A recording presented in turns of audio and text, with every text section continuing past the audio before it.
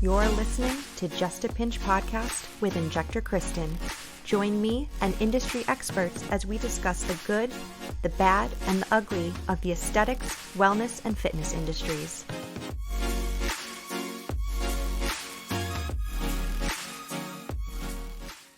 All right. Hello, hello. What's up? Good to see you. It's been a long time. It's been some years, I think now, right? I know. Been years. Welcome to Just a Pinch podcast. I'm so happy to have you on. You're my first fitness guest, which Yes. is something I totally wanted to incorporate Nice. into this whole podcast with my listeners. So just to introduce you to everybody, this is Drew Cost from Drew Cost Fitness. And Drew was actually my first fitness coach when I moved to Connecticut from Massachusetts. So he taught Oh, me my very first class as a new resident of the state. I So remember. tell me a Wow. little bit about your background. So my name is Drew Koss. I'm honored to be on this podcast. A little bit of my background. I've been fitness coaching for about 12 years. More so when I met Kristen, Olympic lifting and CrossFit and things like that. And then slowly transitioned into just fitness boxing and content creation. So a little shift, but still in the fitness arena. That's great. And how did you get your start in fitness? Like on a personal level, not in training, but when did fitness become a part of your life? About 2008, someone had made a bet with me that I couldn't last in the gym longer than 3 months. And I ended up winning the bet because I lasted longer than 3 months. And then after that, I just fell in love with the challenge of it, the whole aspect of being able to change how my body looked or to change just how strong I could become. And after that, I stayed with it after that. So it became a part of my life in 2008 and it hasn't left. It's changed, hasn't That's left. fantastic. Kind of more. Now, you used to do some bodybuilding, didn't you? Yeah, I used to compete in bodybuilding about 2011. Um, I liked that. I didn't like the actual being on stage part because it's just so different, Mm-hmm. different. But that was my first competition scenery was bodybuilding in about 2011. Oh, that's great. So, do you have kind of a personal philosophy or mission statement for your professional fitness life? Mine says it should make sense for the season in your life. Um, Fitness will change. Well, actually, fitness doesn't change. How you view it might change based on how much time you have in life, if you're doing different business ventures, all that stuff. Case in point, I think you and I used to be diehard CrossFit fans. Oh, yeah. And when we met and would Yep. spend hours working out, I Mm-hmm. don't think we're doing that at No. time of our lives. Yeah, completely different. And like I really resonate with what you said there because like my personal fitness journey has changed Mhm. dramatically over the years. It was, harder, faster, stronger, max out, get as strong as possible, just try to be the best, competing with yourself, competing with everybody else, just like Yep. go, go, go, go, go. And then it was like, it takes an injury to all of a sudden pump the brakes and say, oh, I can't do that anymore. Yeah. I need to take a step back and reevaluate everything that I'm doing fitness wise. And Yeah. it can be hard, but it's something that you have to do. So, I mean, I've personally morphed from CrossFit to Olympic lifting, dabbled back more into what I'm not going to call it CrossFit, but more strength and conditioning. Yeah. Was kind of doing my own thing. I was coaching others within Olympic lifting over at CrossFit Nice. Relentless. I hurt my back, and then I mean, I was doing pure bar. I was, going from Olympic lifting to doing bar workouts. So it was what I had to do to change throughout the seasons of my life and what I Yeah. could do at the time. And now here I am. I'm moving back into more programmed lifting and strength and conditioning. I personally now follow Power Athlete programming, their Nice. remote programming. They're great. Fantastic. They're Love great. them.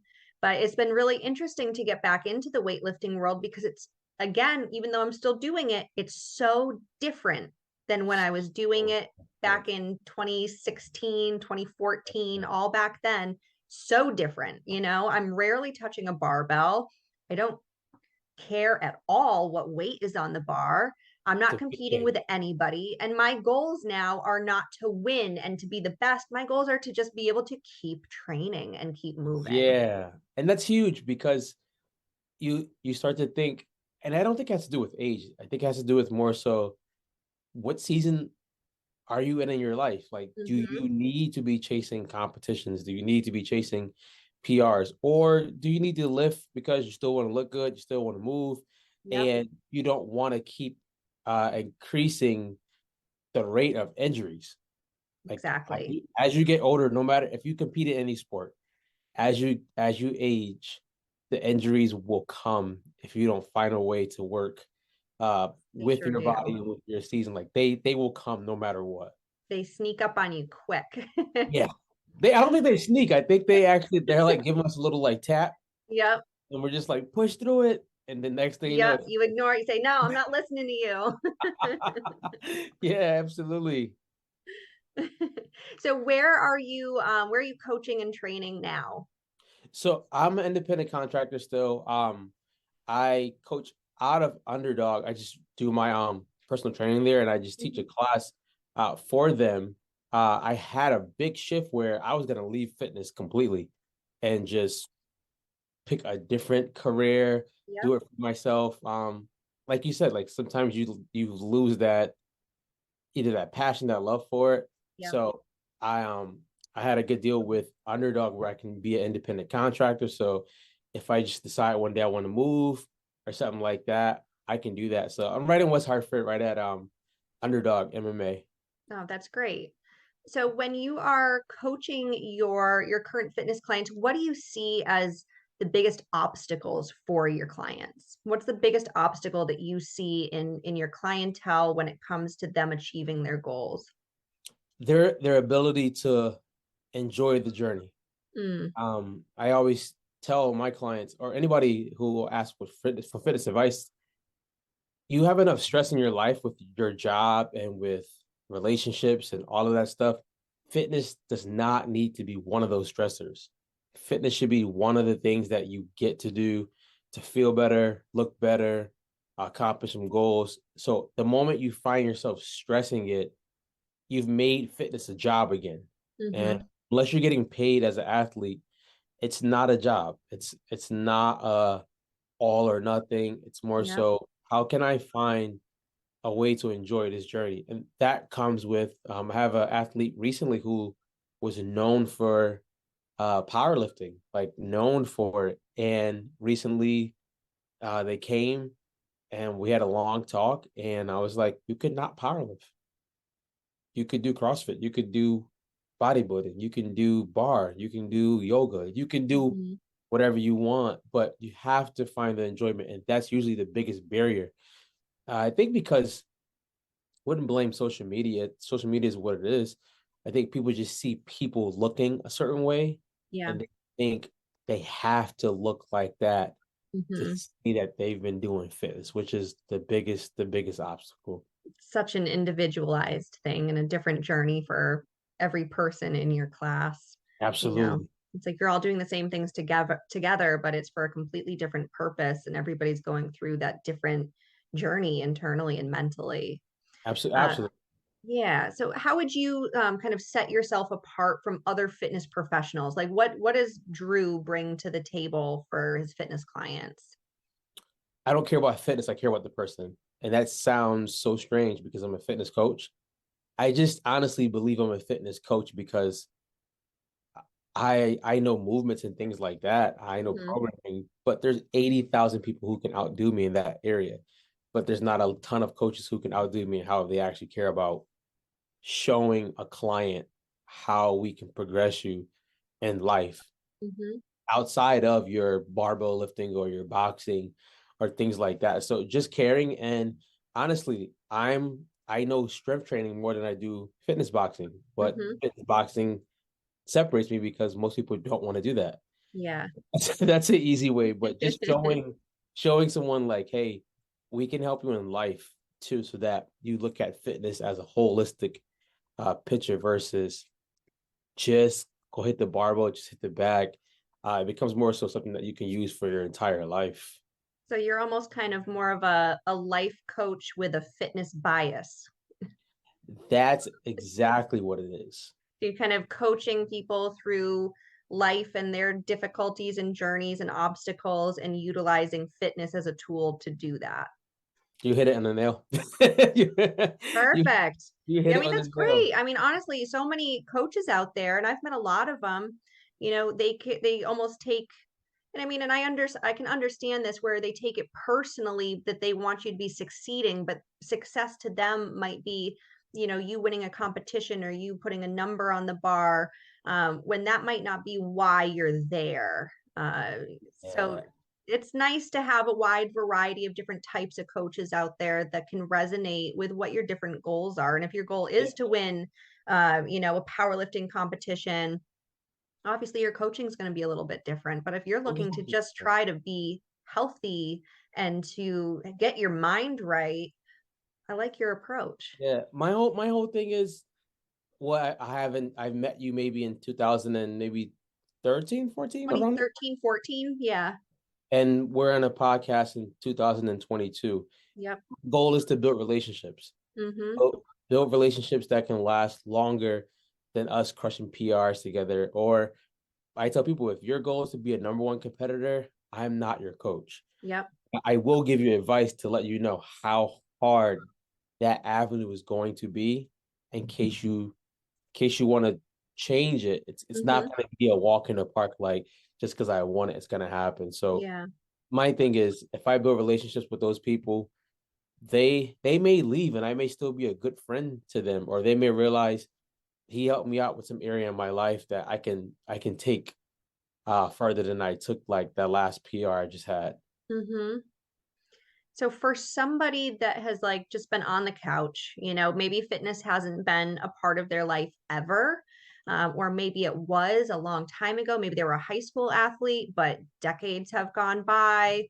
Life gets in the way, family, kids, work, everything. And you're taking somebody now that has had a sedentary lifestyle, maybe not the healthiest lifestyle. Where do you start with them? Like, what's step one? Step one is honestly, let's figure out some rewards you want. I like to start off with rewards because there's an incentive now to get you to move. Mm-hmm. Step three would be, can we accomplish a 10-minute walk once a week? Yep. And you can break that up 7 days a week. It's like a half Mm-hmm. a minute or whatever. And then the third one is accountability. Let's check in to see if we actually did that. Most people will surpass that. Yep. So like I can do a 10-minute walk 3 times a week. Cool. I'm only asking for one. I can check in. Cool. But doing that is you have to make getting to the door so easy that they feel that I'd be cheating everyone if I didn't get to that door. I can't Mm-hmm. make it, get to the gym 5 days a week. That's hard for an athlete sometimes, Yeah. let alone someone sedentary. So really, really small. What's the rewards you want? Can we get you to move 10 minutes a week? And then can we get you to check in? Usually that pattern, we just start to simply increase, and then we just keep putting the ball in their court. Mm-hmm. What's your new reward? What's the goal you want to go towards? How many minutes you want to work out this weekend? People end up having a lot of success that way. They don't need to be having a huge goal that's going to make them go back to the couch.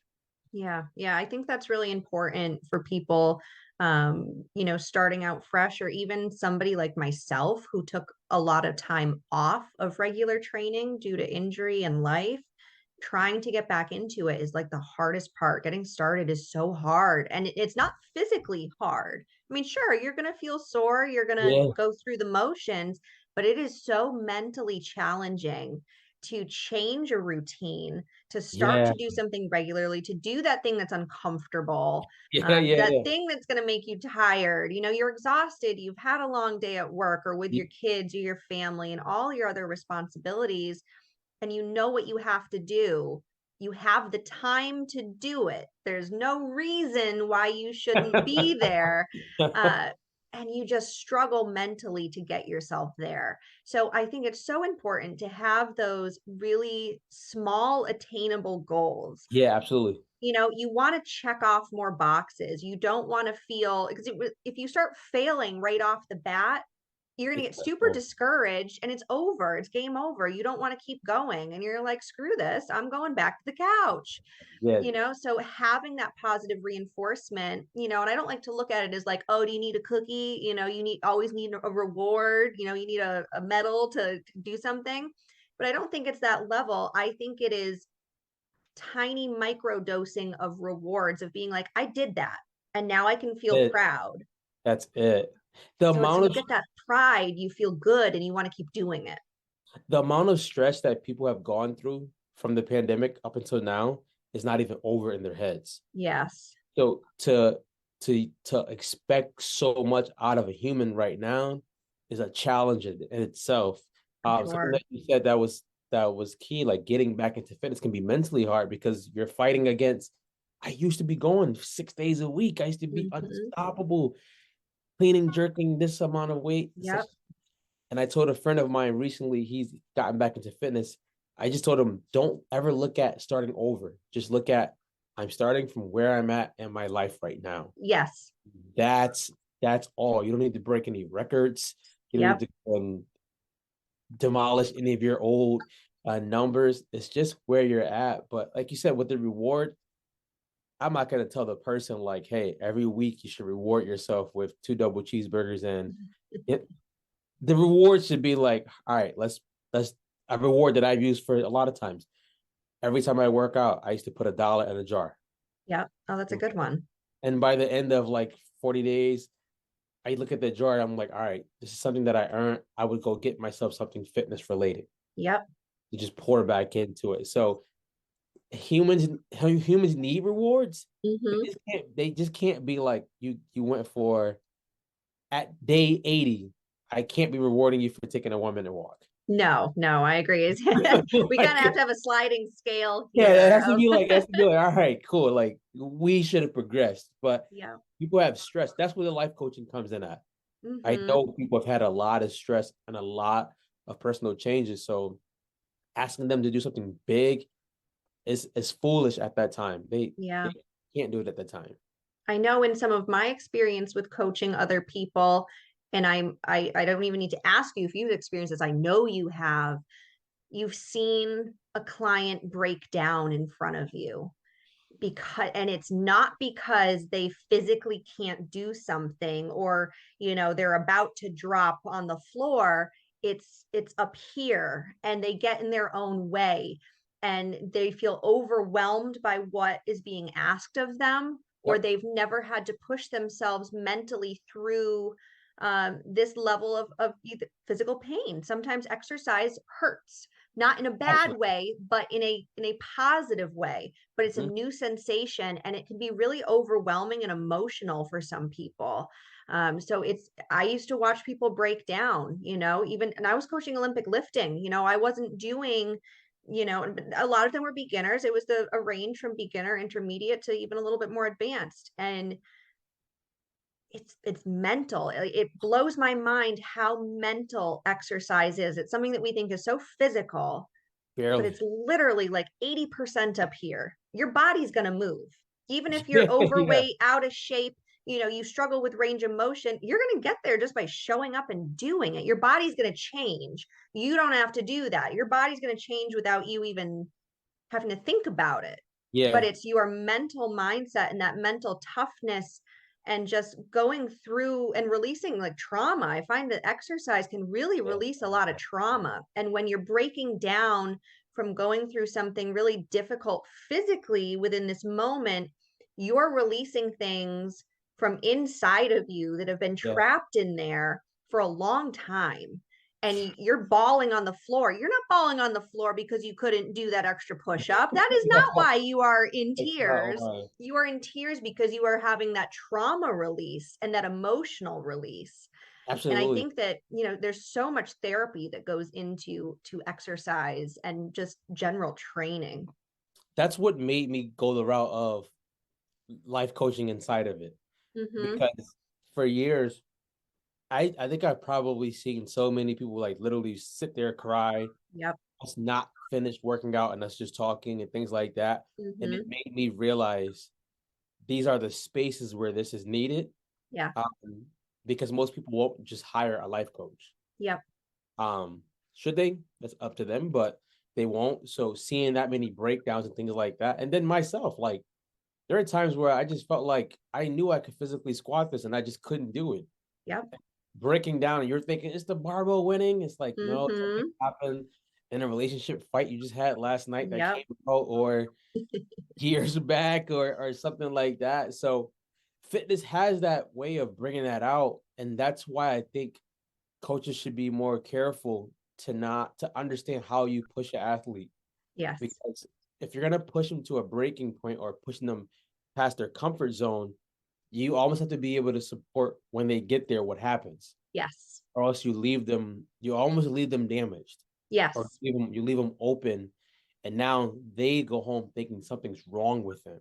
Mm-hmm. They feel like they've failed when Exactly. they're gonna micro focus on that failure that they might not have even been ready to attempt at this point. Exactly. And they're not going to think about how the whole rest of their training session and time went that day and all the success that they had just by showing up and putting in that time, and that all Yeah. that 99% of their training session was so much more impactful and meaningful than that 1% that they're going to be remembering. Exactly. And if you look at it like that, we probably would have way more happier people doing fitness.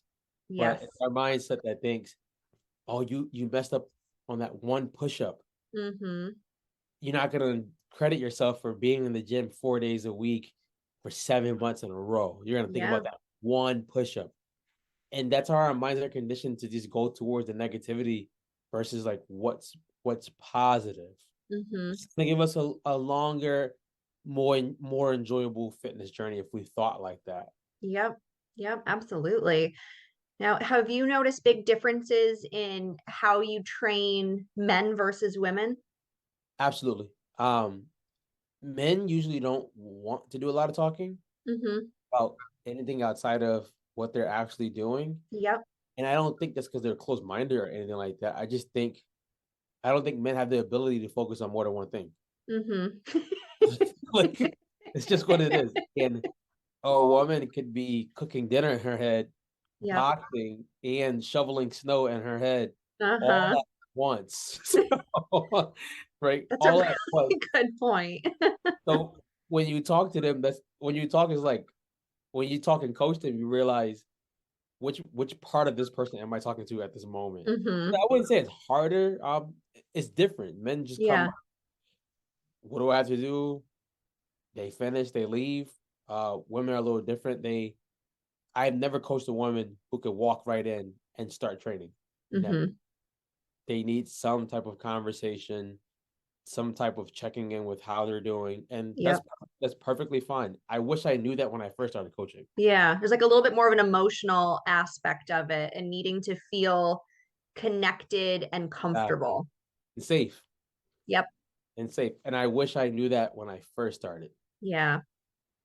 You live in Ah, your it's so important. All right. So I have a little fun part here for us. We're going to yeah, play a little round of some quick fire questions so that our yeah. viewers can get to know you a little bit more. Okay. So some of these are super simple and some of them have a little bit more thought, but just kind of fire away the first things that come to your mind. Cool, What's cool. your favorite color? Blue. Blue. What would you consider to be one of the worst social media trends right now? Um, dancing to like trendy music.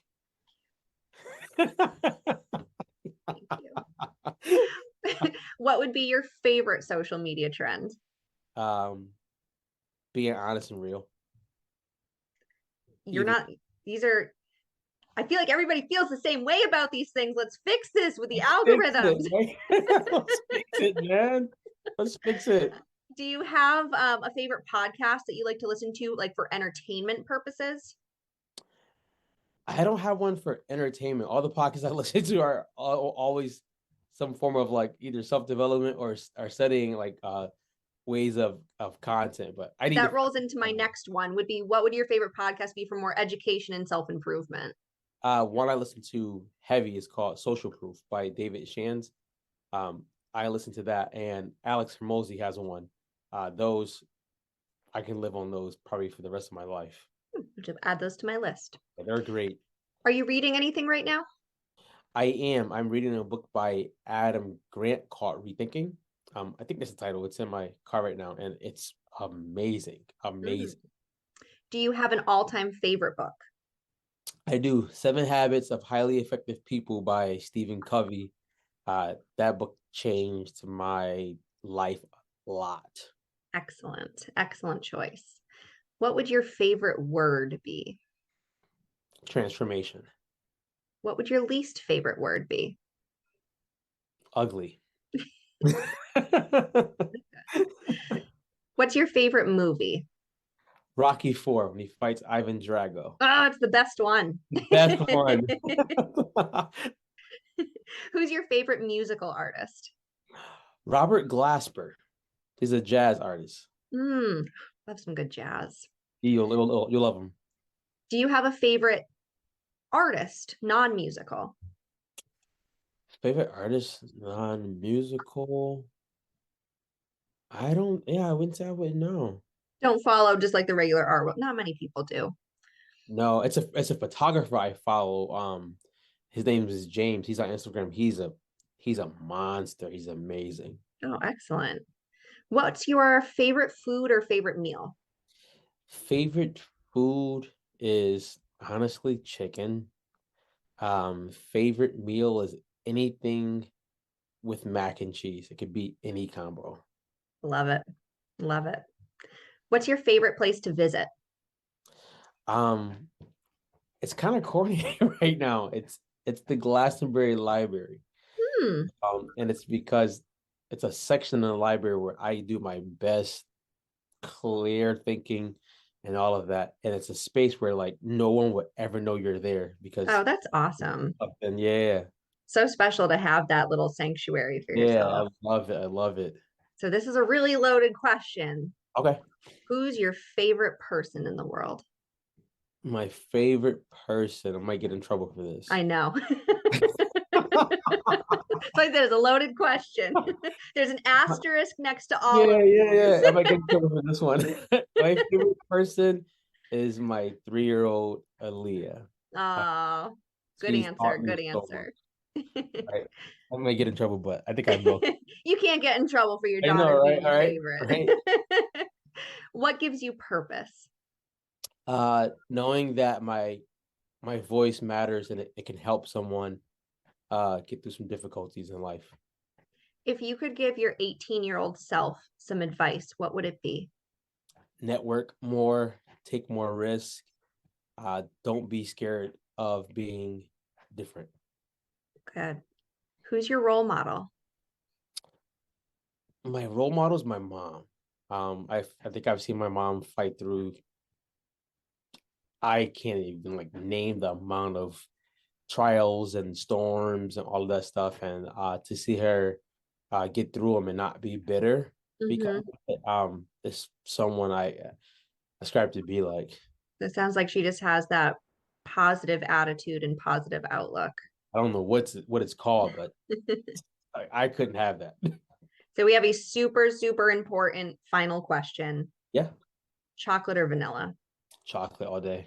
Good choice. All right. Any last final words, Drew? This was really great. It was so good to catch up with you. Thank you. Thank you. Last words. I'm so proud of Kristen for what she's doing. And I know this podcast is going to touch tons of lives. I'm so happy she started it. And everybody who's listening, be great wherever you are at. Love yourself and love other people. Love that. Thank you so much for joining me. Let's plan on having you back, a Yeah. couple months from now. Let's chat again. I feel like our conversation could very easily go on for more. Absolutely. Okay? I'd be honored. All right. Awesome. It was so good to see you, Drew. And let's touch base. Okay. Have a good one. All right. Take care. Just a Pinch podcast was written, recorded, edited, and produced by Kristen Gem.